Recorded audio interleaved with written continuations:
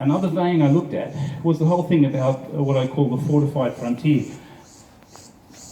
In order for us to acknowledge that there was actually frontier wars, you have to then acknowledge that there was sort of the, let's say, the relics of war. And Australia's had a big problem with that. So some of the work I did with the Aboriginal Environment Research Centre in UQ was looking at the war forts. So I did a number of articles on this because I found that no one had actually done anything actually stating it. There was a whole sort of line that there had never been any fortification in Australia against Aboriginal people. Well, I'm sorry, that's just not true. This is telegraph station. Most of the telegraph stations were fortified, and you can see that this here, that's a shooting gallery, a little hole there as we're shooting from, and each corner had one of these. So you can imagine 4 of these. So this is only showing one side, and the veranda had all, it was all ironclad, and the windows were too, so they could actually push the iron up. So they actually enclosed it like a little fort, and they'd shoot out of these little shooting almost like turrets. This is another example. That's completely gone now, but that's near Addervale. That was a fort that was made by the Native Police. And this is up in Northern Territory. A number of the first settlements of Northern Territory were forts. So that was also, I got involved with Archaeology of the Frontier, which did some amazing stuff looking at the Native Police. That's with Heather Burke. And this is some of their findings. So this shows the movement of the Native Police camps. They found that there was something like over 200 of these. And this shows where settlement is moving. You can see it actually, well, there goes my map.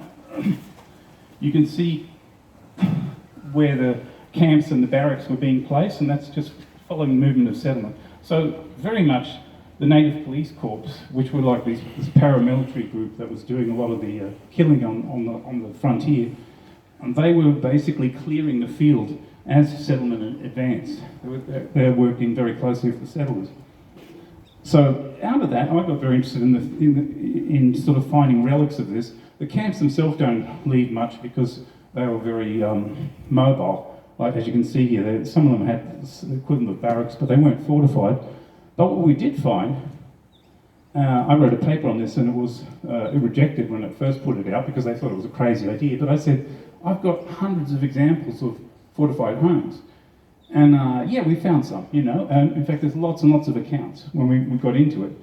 This was work done with myself and Rod Pratt, who's a military archaeologist, had a look at one of these, which is in Ringsfield, which is Nanango, and the positioning of the holes. They're called loopholes, which are these sort of like long oval holes where you can stick your rifle through. They were very well positioned. These are some of the other defences they had. They often had barred windows, or they had these hatches that they could close so that you could close the whole house, and often they didn't have windows. This is in Rockhampton. They're like little log cabins. And this is one map that I did, and it's not even all of them, but basically, the frontier was fortified. And the other thing that I got looking at, and this was partly inspired by this man here, Uncle Eric Law. He was the Indigenous mayor of Cherbourg, and I was giving a talk up at Flinders College, actually, just here. And he made the point, he said, look, that his grandfather fought in World War I, his father fought in World War II, he himself had fought in Vietnam. And I said to him, why, And he said, well, we wanted to show that we're still warriors. And that got me looking at the whole thing about, well, what did it mean to be a warrior? A lot of the lack of respect for Indigenous warfare and the poor deal that's been happening with the frontier wars is because a lot of white people don't consider what Aboriginal people did to be really military. But, so I've been very busy, they're all coming out now, so there's a couple of articles that are going to come out about traditional warfare. There's this book that I assisted with, that's by Christophe Dumenguet, he's a French scholar, and he's put out the first book in about 100 years on traditional Aboriginal warfare. I find it a bit biased though, because he comes from a particular political perspective. I won't get into that, but it's a good start because he actually had a go. And I'm actually at the moment now working with Angus Angus Murray, who's a Rotary fellow, Callum Clayton Dixon, who's from, I forget the name of his mob, but they're from Armidale, and Captain White. No, it's not. No, it's another. It's something with an A name. I forget the name. And one. Yeah, bingo. Yeah, she knows because she's in Armidale. I'm based here, but yeah. It's A something. And one. And one. Yeah. Okay. I think that's it. Anyway, so it's with Captain White and myself, and we're putting together a book on resistance tactics, which I'll get into because it's very little studied. But this is a good example here. This was from Lake Macquarie, and as part of the initiation, they would do all these practice things, and here they're doing this is a practice stance of how they'd stand defensively. So there was definitely a lot of this sort of training, and this is just one format I did of what a traditional battle looked like with Aboriginal people, how they would organise it. There was usually a line of seasoned warriors that would hold it, and then you break into these sort of one-on-one combats, and things were monitored from the camps above. There'd be people monitoring that. There's a lot I could go on about that, but we haven't got time. The other thing that this has come out of research I've been doing with the Mythica out at Birdsville. There were levels of training. There was people had titles. A lot of this related to totems, so there were like eagle hawks and so on. There were people called the equivalent of general. I don't even know how to say that long word, but and what I'm showing here, the uninitiated person would just have pretend weapons. Then you'd be initiated. Then there were higher levels, but that would go through different lines. Like for example, eagle hawk or dingo or so on. And you'd get different sort of things that you would wear, like here some of the nose bone things, the particular staffs and so on. That's Yalka. Yeah, that's Bridget will know. That's Fred Embry, and he's got a whole lot of these emblems. We don't even I don't even know what they all were, but This is also back in Lake Macquarie, and this is the practice ambush that this group are doing, and that was part of their initiation. So a lot of initiation stages had these things in place where people trained up. So it's not true to say that Aboriginal people didn't have any military organisation. And similar, what we've been finding, like a lot of quick adaptation. This is just one map I did of showing the use of metal and glass and guns. I was surprised that most places within 10, 20 years, people were using guns against white people when they could. I even got a case on the Murray-Darling where the area was just being explored, and a whole group of warriors came out shooting. And this has just been like only 3 years after they'd been explored. It hadn't even been settled yet, but they'd managed to get guns through trade. So it's not true that they just sort of only use spears. These you'll find these everywhere. These they've got nails sort of stuck in them. One big development was what they call the shovel-nosed spear, and that was used all over northern Australia. It was made from often from a piece of a shovel actually, and this was often used against cattle and against people. It was a very effective weapon. You can see here that they'd often take bits of metal and make tomahawks that they could throw. Right, so I just thought I'd get a little bit into some of the tactics, which I'm not going to do a lot on because it's going to come out in the book when we do it further enough. But this was a typical one. And the reason we're bringing this up, and it's a bit in honouring of what Eric Law was saying, is to show that there was a method. It wasn't just like people going out and just willingly stealing or something. There was a whole procedure in what was being done. Typically, you'd find a hut getting held in siege, and that was actually to keep the people at bay while they took the sheep and cattle and moved them off. And people actually, we've got a number of accounts of people taking whole sections of herds or flocks and taking them great distances, and then being chased by the settlers because they were basically trying to take back the country by taking on the livestock. This is a good example. This sketch that was done by someone who actually experienced this, and you can see how this is the huts getting sort of besieged. And some are coming up through the water. This is what was often a common tactic. You'd come up and surprise people coming up through the water, and there'd be a whole lot of spare group in the back. They'd be hiding in a gully, and they'd spring up like that. The idea is to swarm with numbers, and that actually confuses people, and then they could run off with the sheep or the cattle. And we found, I talked with Henry Reynolds about this, because I said, am I going nuts? I keep finding these accounts of sheep pens and cattle pens being built by Aboriginal people, and he said, no, he's got the same story for everywhere he's looked. So what you had happening is that very quickly the groups worked out, okay, it's mainly pastoralism that white people are living off, so how do we get around that? Well, fine, we just kill the shepherds, take over their flocks and herds, and that's happened on a huge scale. Often they would just move the flock to, say, a little valley or up a hill or something. They'd use a natural area, but often they'd also build corrals out of stone or brush, and these are just some of the instances that I've found recorded. So the interesting thing when you actually read a lot of the Frontier War accounts, you see that it's a lot of fighting over pastoralism. It's actually a lot of fighting over cattle and sheep, and you think, well, what's going on there? Well, that's the economic base of the new society, and the only way you can fight is actually to take it what do we call it? We call it sort of economic sabotage, basically, to take over.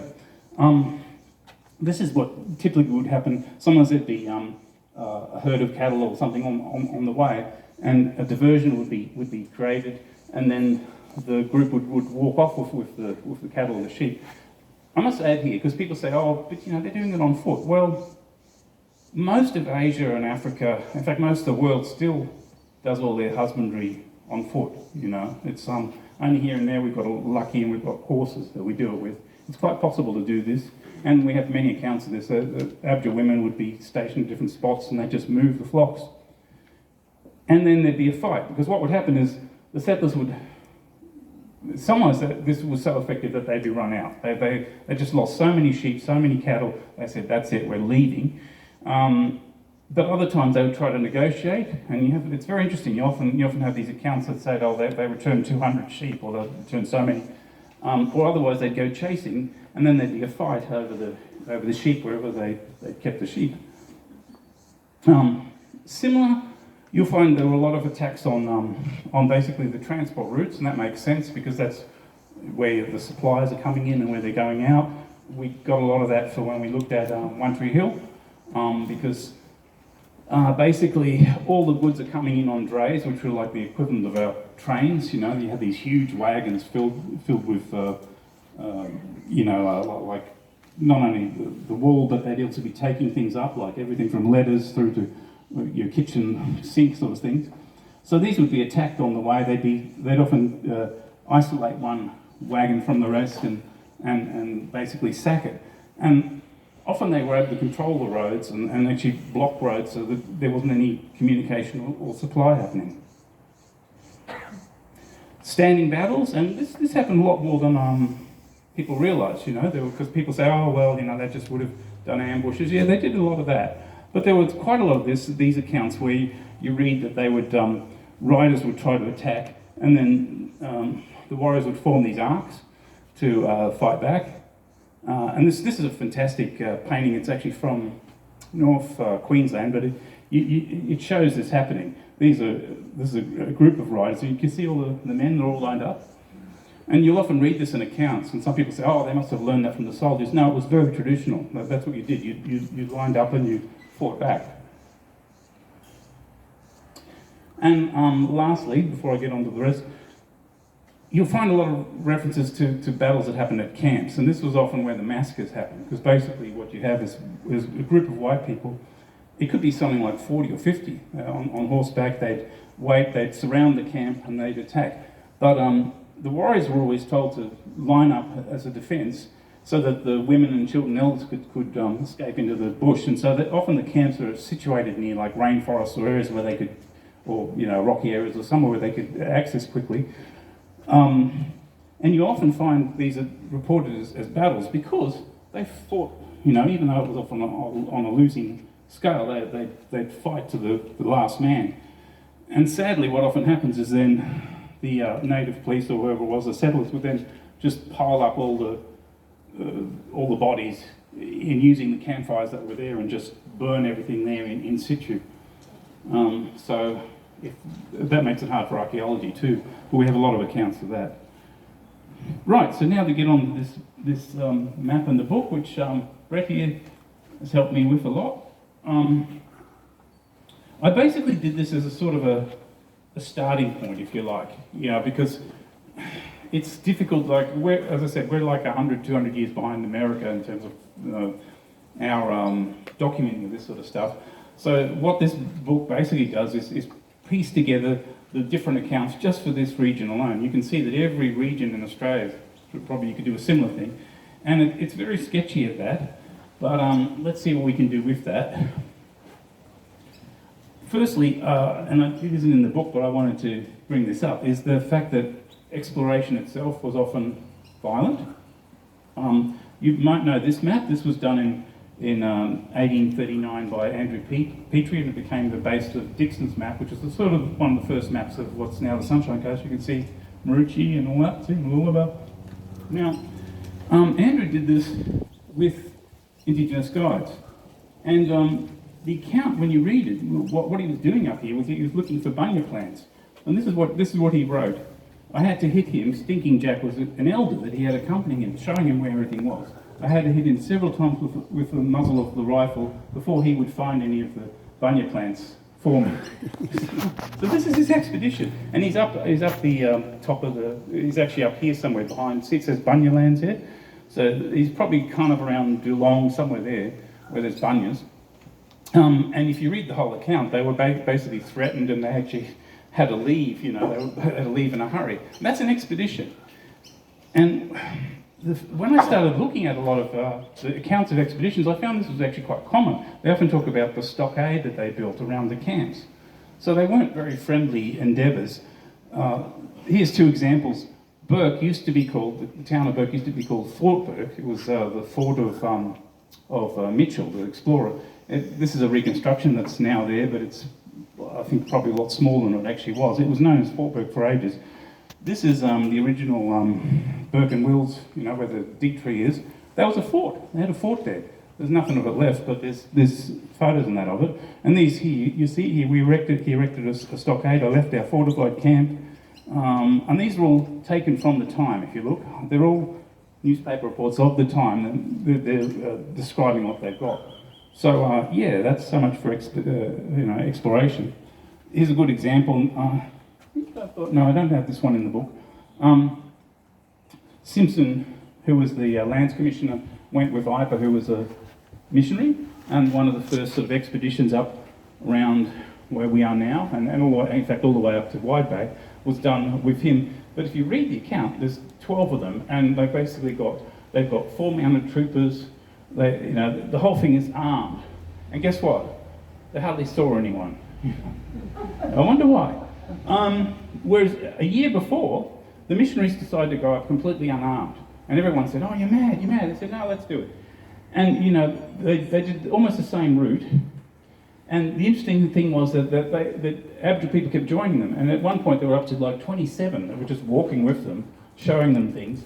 And they got, this is where's BJ? This is the one I was telling you about, where they got all the place names, So they were sharing quite openly, because they could see that the missionaries weren't going to do anything. They were just sort of wanting to, go up there, and they were very friendly. So see the difference.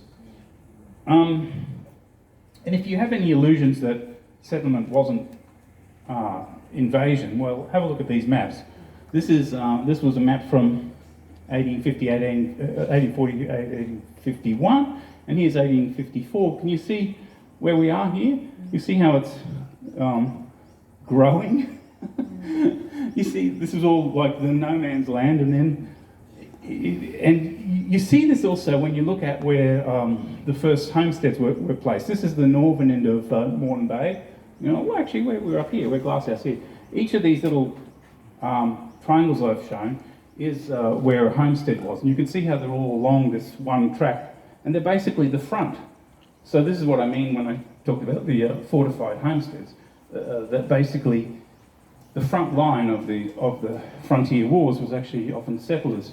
And they keep in touch with each other. I've got accounts where they said they deliberately would place themselves like this so that they could call on each other to fight. So they were sort of the, what would you call it? They were the de facto fighters. You know, the white people that were settling were actually de facto fighters. A good example of this is the Archers when they had Durundur. This is an expedition that I worked at that he did, so he actually explored this area, but they were basically in this area now, which is this is one of the early maps, and it was sort of the swamps, sort of possibly Makula, that area. They were chasing Dundalli and Kambuya, and they talk about how they went with guns, and that's mentioned in the book, and basically took him back in ropes. You know, they didn't get Dundalli, but they got Kambuya.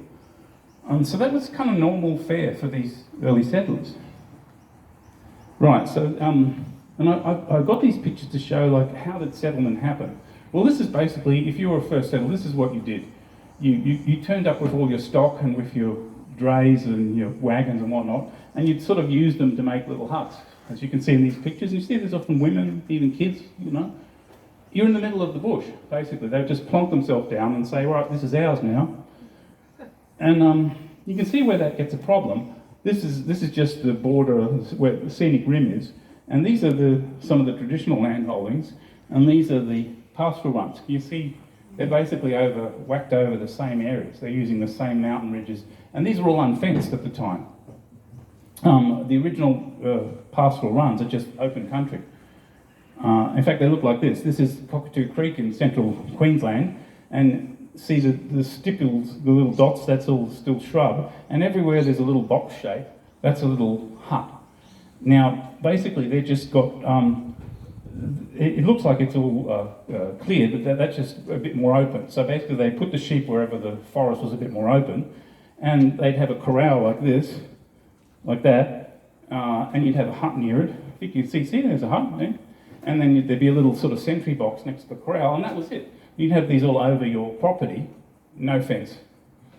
And this is where, obviously, it's sort of a recipe for war, isn't it? So when we're looking at this, at the Sunshine Coast, a lot of it begins with the whole Kilcoy massacre and what happened after that. There were a whole series of meetings that the Aboriginal people had.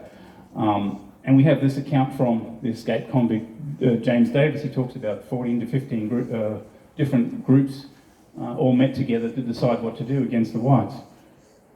And the thing is, though, that happened, the massacre happened at Kilcoy around January, February, but then just about a couple of months later, Governor Gibbs decided to declare the whole area a Bunya Reserve. So, that, as we'll see, that sort of, that didn't go too well. And the idea of the Bunya Reserve was no one could log those areas, no one could actually live, no white person could actually live in those areas. That was the idea. It didn't kind of work out that way. He basically said it was just for Aboriginal people's use because they recognised how important that area was, you know, because they had their festivals and so much and gatherings and that. And in other talks, I've tried to work out exactly where the Bunya Reserve was. It's very vague. This is one attempt that I had. There's this sort of map that sort of shows a line, but I don't think anyone really had a strong idea of where it was. But the Bunya gathering, as you'd know, is incredibly important. This is a map that Brett here helped me with. That just shows some of the movements into what's now the back end of what you call the Blackall Ranges. This is some work I've been doing with Macquarie Uni, and just what we know so far of where the groups that were involved. It was probably more than that, but you can see it's a huge chunk of Australia that came to this area and to the Bunya Mountains. They came to both areas and had meetings and so on. And a lot of it was around these groves of bunyas. It wasn't just one, there was a whole lot through the whole area here and also up in the Bunya Mountains. And these often, that's why I've got them marked in yellow, they often became the refuges from where people fought because it's a resource. So, like declaring that a Bunya Reserve, it actually created a bastion of resistance in a strange way. And you'll find mention of this in the account of what happened after the Kilcoy massacre. That all these leaders here I've got listed, all them were involved, all these groups here. And this is a map based on Gariboo, who talked about the alliances. He said that, each group was part of a larger alliance, and they would actually join with their sort of allies in times of trouble. But what's interesting, or what happened after the Kilcoy massacre, is that almost this whole section of southeast Queensland, a huge area, hundreds and hundreds of kilometres, said, look, we've had enough, we're going to fight the white man, with all these different leaders, and Donnelly being one of them. There are other groups down here that, close to Brisbane, they'd already had their fight, and they were kind of on other terms with the whites. And as I said, Broome Pocket was really important, and this is some early images. Because it's sort of like a secluded little valley, it became a little hotspot for, organising things. Now, when you look at and I tried to get this across because I find some of the ways that Frontier Wars is presented is almost like, they never got anywhere, it was hopeless to start. No, actually, they were winning in the beginning. This is from the website they developed, and you see this whole area where the Bunya Reserve was protected. Then you had all this area here under siege, and this area here they evicted the whites from for 4 years. So that's basically everywhere the white people had settled. That was not doing too bad. Of course, it didn't keep that way. What I did in this talk, I try to arrange this into sort of clusters. You'll see it's in sort of chronological order already, but I try to put it a bit tighter so you can see because often what people don't realise, they say, oh, this happened, and they can't see that it actually relates to other events that happen sort of very close by. And once you see that, you can see, oh, that's why. It's not always obvious. So here I've got like in the early 50s, you had this the wreck at the Thomas King wreck it's near Coolin. 5 white people were killed in that. Now you think, well, why? But you have to know all this other stuff was going on. With actually at the time the Bunya lands were being attacked, and we don't even know how many people died there. There were similar things happening around Gympie, and then soon after that you had actually the sort of invasion by the native police of one corner of the Bunya land, sort of this area here. Yeah, and when you're getting into there's a lot of this. Unfortunately, it's very vague, and as I said, I put this out as sort of like a starting point. I'm hoping that there'll be more research done. This is what I could find at this point, but there may still be somewhere documents that we haven't looked at. There may be oral stories that haven't been collected. There's probably a lot of work to be done on every one of these, but it's a start to actually start mapping it. It's a huge job. So in the 50s, we've got a number of these events. We don't even know exactly what, but the one that often stands out is the massacre that's supposed to have happened near Tiwa, and that gets referenced quite early. And I always say this to people, if they doubt that this stuff happened, you've got to look at when the stuff was written down. It wasn't written down 10 years ago. People were writing about this not even that long after. Tiwa is a good example. It was one of the first settlers of Noosa that was talking about this. And here I've tried to, this actually just to basically bring this out a bit about what happened at this time with trying to place this. So this is partly based on some work I did for the Noosa Council. I had a residency there. So we know that Lieutenant Bligh had his base on Yabba Creek, which is sort of near Imbil, and that would have probably been just a set of tents and things. But they talk about him doing dispersals all up and down the river. He built a road that went through to Tawantin, the first road, and then soon after Tiwa massacre, the story is they drove him into the sea, sort of thing, a bit like what happened on Fraser. But a lot of this stuff, sadly, there's not really much detail. I've gone through a lot of the native police files, and you're kidding yourself if you think that you're going to find a list of killings or anything. At the most, they just say people were dispersed or something. It's very vague. Even the dates are vague. I asked Jonathan Richards about this stuff because he's the expert on native police, and he said, "Yeah, you're lucky, Ray. There's just not even that. He couldn't say much more about that." But we do know from the native police files that by the early 60s they were doing a lot of stuff up this way. This is some of it here I've listed, and they're in there. But again, it's just Yeah, it's just because it says in the reports, oh, we went for what they call a patrol, and they attacked people and so on. And I've done these things to show you how it's clustered around certain areas. This is by the time of the mid-1860s, you've got the report of the massacre at Udlow Flats. I haven't found much on that, but look where it's all happening. This is the mid-60s, and it's just where the runs had been established. There was one killing out here of the botanist, but a lot of it was just around the upper Maroochy, attacking a dray and so on. And you've got the same pattern when you're talking about the Murdering Creek, which everybody knows about Murdering Creek, but I'd love to point out that that's just one of many, many events that happen. It's just the one that everybody's done a lot on, and we've got a sign for. And Meredith here has done a lot on E. Oh, 5 minutes. Okay, well, I'm just about to wrap up here. But you see how a lot of this was all around that area. And when I looked into this too, there was such huge losses of stock. It looks like it was a lot of vendetta from the settlers. And I'm right at the end here. And, well, this is the same area, 1860s, me reconstructing some of the landscape there. And, oh yeah, and we found this. This is, you'll see two of the stories here about the sieged huts, and I did quite a bit of work for this for Noosa, working out whether that was historical. I think it was, from what I can work out. And thankfully, Elaine Brown, who's another historian who I know did a lot on Kalula, she said, well, they visited the exact spot, so we know whether it is. I love it when we can actually find where it happened, and probably 20-odd Aboriginal people died there, So if that's all correct, we know the spot, and it's still sort of in the bush. Okay, there was a few more things that happened in the 1870s. I'm wrapping up now. So what happens next? I put this in a bit of alliteration here. I think this is what we all need to do: eliminate, work out what's false, what stories are not, haven't got enough substance. Authenticate, that is, find the sufficient details on everything. Locate, that's a big one. Find out exactly where these things happen. Commemorate, as I said, we're doing that for One Tree Hill, but I think it could be done.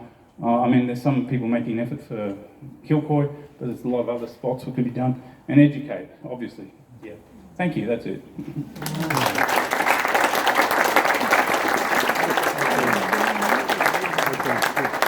We've got time for some questions for Ray.